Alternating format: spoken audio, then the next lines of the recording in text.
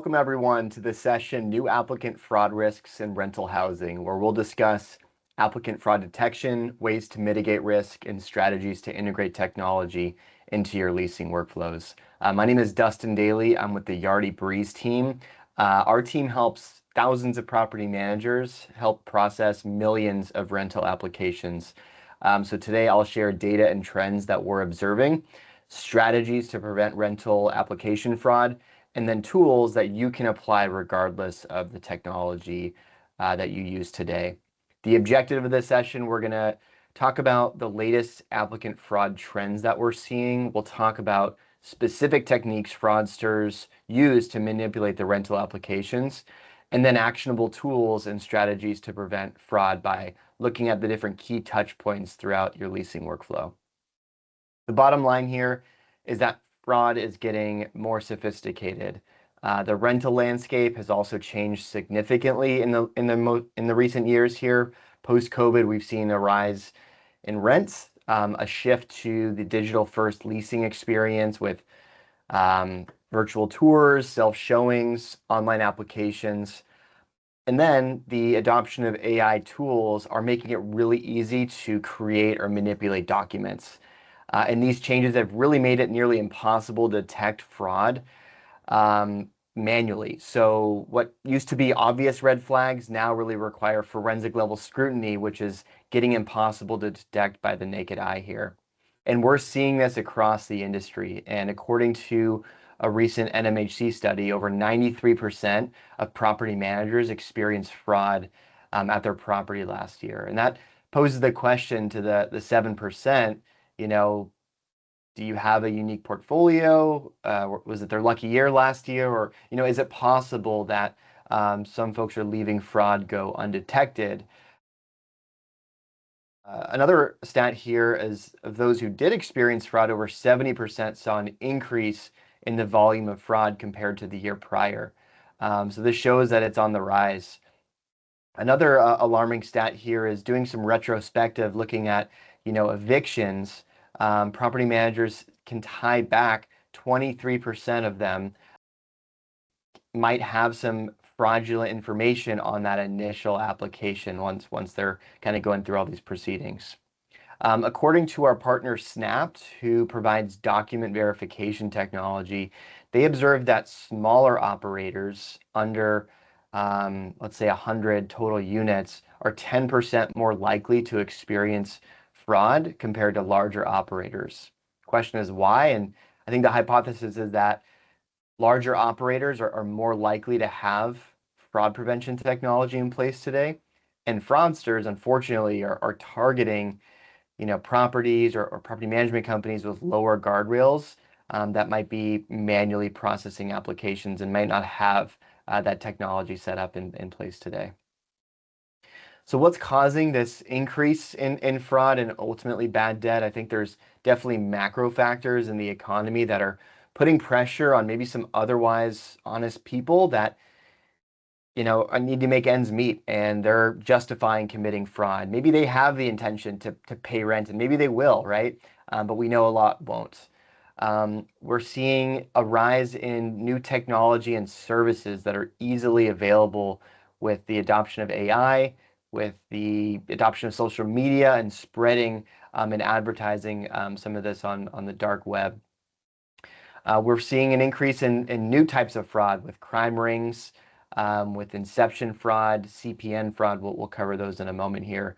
And then, I think there's still kind of room to adopt fraud technology, or there might be some partial systems in place. For example, maybe an operator has an option to link your bank account to verify income, or the other option to submit a pay stub manually, and that would lead fraudsters to submitting manual pay stubs if there's no solution to verify that specific pay stub. But ultimately, evictions are going to damage your bottom line, not just the financial losses, the time spent in the courtroom and legal proceedings, but also just a burden for the property manager that has to work with that resident that's going through the eviction. And we can see that on average, depending on market, each eviction could add up to at least $7,500 of lost rent and other fees. I wanted to look at some data here, and this is from our partner Snapped. This is their 2025 mid-year multifamily fraud report. They're showing fraud is a widespread issue here. If we're looking at the top 10 states and cities with the most fraud, I'll note that the national average fraud rate is 6.5%. So some of these states are well above this. Hawaii, Idaho, Delaware. I don't know about you, but I don't see much in common with those states there. Top cities: Las Vegas, LA, Houston, Orlando, Georgia. There's definitely some trends here in the Sun Belt here if we're looking through the highest metros with the highest fraud here. But you can see this is widespread. This is not just in one region. Some other notes that the Snap team provided is they do see a higher uptick in fraud with newer properties. Maybe they're in lease up or maybe just newer properties. But they're seeing this across Class A, Class B, Class C properties. So there's really some strong data that this is happening all over here. So next I want to talk about how the fraud is being committed to help you spot some red flags and build some stronger defenses here. So let's talk about some of the common methods that we're seeing. And first it starts with more opportunistic fraud, and this would just be me applying as myself, and maybe I just want to edit my pay stub to change a 4 to an 8 here. But then there's more advanced levels, and there's online templates, there's fraud as a service, there's some fraud rings that are exploiting it, and then some really organized crime with inception fraud, basically creating a shell company to really produce real fraudulent pay stubs and bank statements here, and we'll get into that in a moment here. But one of the most common methods of applicant fraud is identity theft, and we see oftentimes it might be an applicant using a family member's identification to bypass their own poor credit and criminal history. It could be a completely stolen identity, or what we're seeing a bit newer here, a synthetic identity, and that's a mix of real and fake information. So it could be one person's name, another social security, someone else's pay stub or bank statement. And someone coined the term Frankenstein fraud, where it might be a lot of real data points. It's just not one actual person. So, do you have a way to vet? Is this a cohesive application, all data tying back to one individual? The next most common type of fraud we're seeing is text insertion or editing documents. And this would be using Adobe or some AI generator where you take in your own pay stub. So Dustin, applying as myself, and I'm making a change to my own document that my employer gave me, and I'm editing that and submitting it to the management company. Could be a pay stub, a bank statement, an ID, different things that we're seeing. But now marketed openly online, there are online templates, online services that I could go plug in and say, well, I don't have an employer today, but I want to enter in my fake employer, my desired income, and employment information, and it would generate just in one click and paying one fee a realistic looking documents package.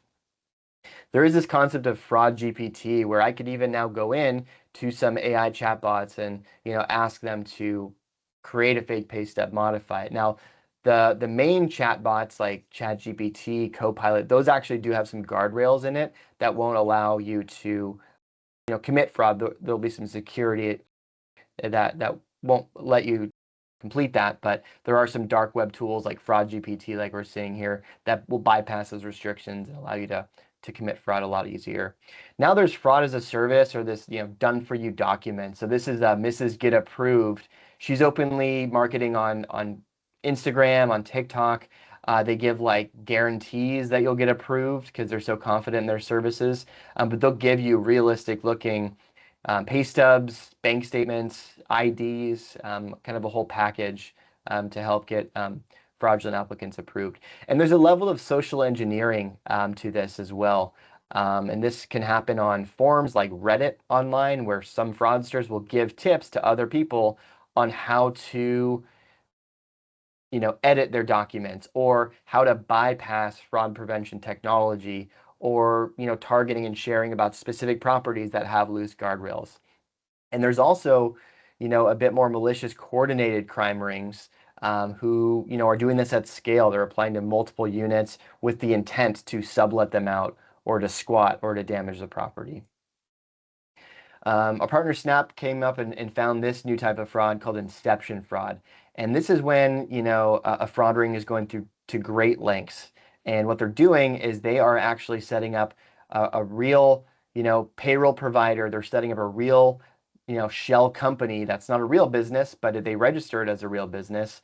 And the applicant pays this service, this fraud ring, a large fee. This fraud service will then pay that applicant, back in the form of real, 3 months of real paychecks. So that way they're actually getting pay stubs that are real, bank statements that tie out, and these fraud detection tools can't really detect it unless you have a very advanced package, because it looks like a real pay stub here. And you can see some like startup payroll companies offering free trials, which helps make this easier for fraudsters. CPN fraud. So this is privacy number. This is basically a fake or synthetic social security number. It's illegal to use, it's illegal to purchase, but if you're not verifying these social security numbers against an actual official database, a lot of times this can get missed. And according to the Yardi Screening Works Pro team, they find that every 3 minutes, someone tries to apply for a unit using one of these CPN numbers, these fake social security numbers. And then this is coming from a recent NAA report here of a breakdown of what technology are current members doing to detect, mitigate fraud, and ultimately avoid bad debt. And you can see it's a mix of traditional background checks of credit and criminal. 17% are using some ID verification tools. There's some doing employment verification, but still room to grow with adopting fraud technology and fighting that AI with AI to detect these fraudulent documents and fraudulent IDs here. So to help make fraud prevention your superpower here, you're going to need a layered approach, and this is what we see as a best practice for the many companies that we're working with here. One that combines technology, it combines your workflow and architecting the workflow that works best for you and your business, and also enabling your team and having them buy in and use these tools to their advantage, to be more efficient, to focus on the the human touch element and not being fraud detectives. But why this layering concept matters is it's an opportunity at each stage of the application and the leasing journey. There's opportunities to detect fraud and to verify your applicants. And relying just on one specific tool or one area, it can create some gaps that fraudsters will exploit. Now, if you're looking at all these tools and thinking about it, and your concern is, well, hey, I want to have a secure system, I want to prevent fraud, but I don't want to cause friction and deter, real, otherwise, qualified applicants. I don't want to make them jump through a bunch of hoops. And I think that's a very valid, valid point there. And I would say that's why it's important to look into these tools to understand how integrated are these solutions. Are they native inside your online application workflow? Minimizing the need for things like third-party logins, not having to create a second account or doing double data entry are very important. And how fast can you get these results back to your leasing team? Many of these tools can give automated instant results. That way you can kind of keep the process going. And can these tools be customized to your leasing workflow? So that way you're not changing your leasing workflow to fit in these tools. Can they be native and in the right order? And we work with companies in every state, and there's ever-changing laws in these states like California, where I'm at, of when you can run the credit and background, when you can do ID verification. So so stay up to date, or use or partner with a company that can stay up to date and has a legal team that's vetting these tools with you here. So Let's now shift gears a bit and talk about some key touch points for fraud prevention in the leasing workflow and where technology can help. So starting with that first lead that you get, that first lead might come in and you might text them or email or get a phone call or see them in person. Some folks are using virtual tours or self-showing technology, and many of those platforms have integrated ID verification and fraud prevention tools. But the concept of ID verification is becoming much more popular, and it's really helping companies be more secure, knowing who they're showing a vacant unit to. So how this works, an applicant will take a photo of the front and back of their government issued ID, so driver's license or passport.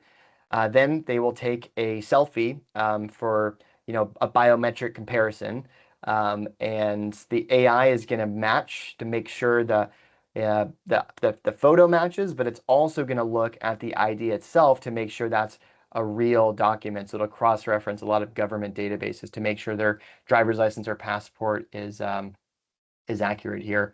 So you can do this for, in person. You can send them a link to do this remotely, but a very easy user experience here. And the Yardi team has found that, between 2 to 5% of IDs actually fail this verification step. So this can filter out fraudsters very quick.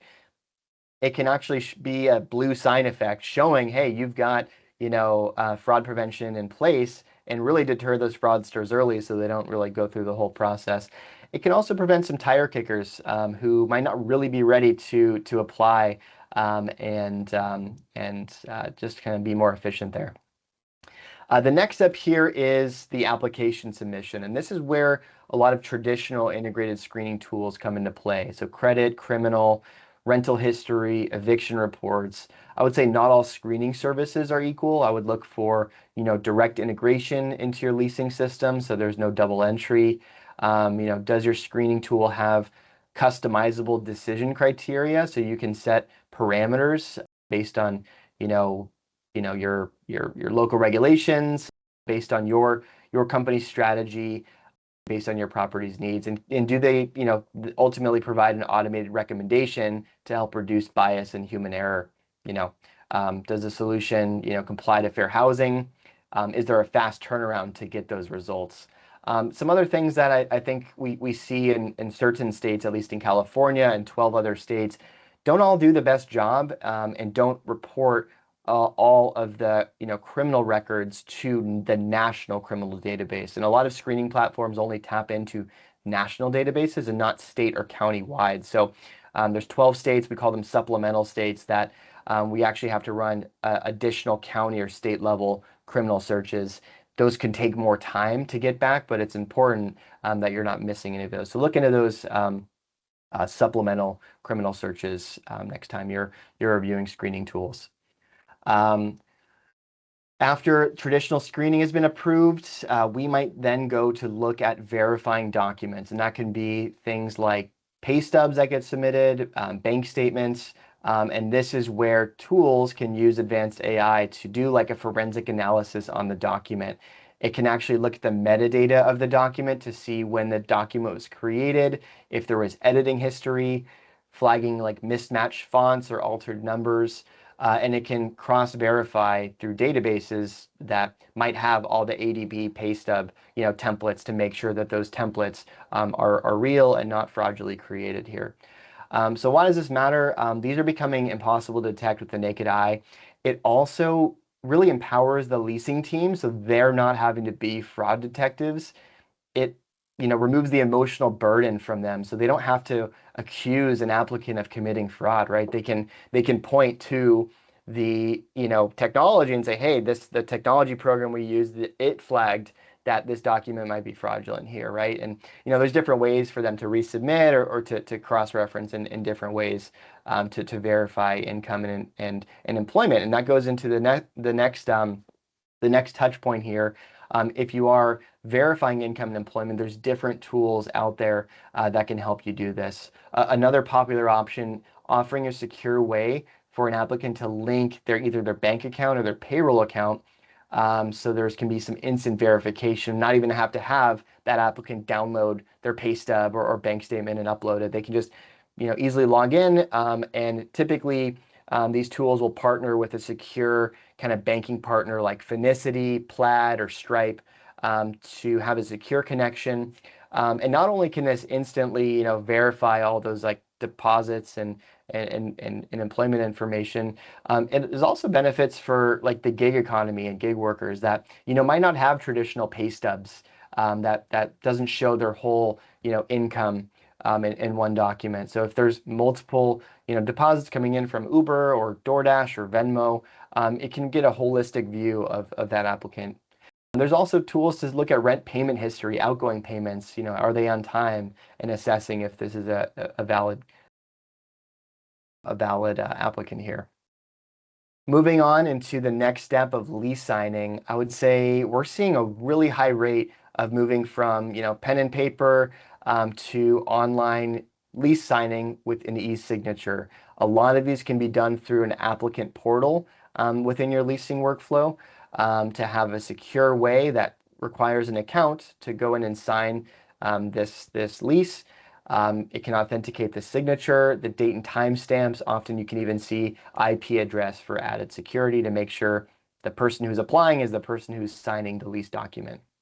And before handing over the keys, many operators will rerun the ID to confirm that the applicant is that same person who went through the application process, right? You can insert that in. You can do that in person in the leasing office, or you can have them do it remotely depending on your move-in process here. There's also a big uptick in smart locks and smart home technology. And sometimes those require some extra authentication for access, which does add another layer of protection here. And then there's ongoing monitoring, right? So it's not only just during the leasing workflow, after move-in, right? You might do a walkthrough, you might do routine maintenance or inspections, and paying attention to that. We also look at resident portal activity tracking. Maybe they moved in and immediately changed their contact information, their email, or if there's irregular online payment behavior, are they illegally subletting out this unit, for example? So I would say, ongoing monitoring is also important here. So as we wrap up, key takeaways here, the data shows that applicant fraud is rising. Unfortunately, fraudsters target smaller operators that don't have, fraud prevention technology in place today.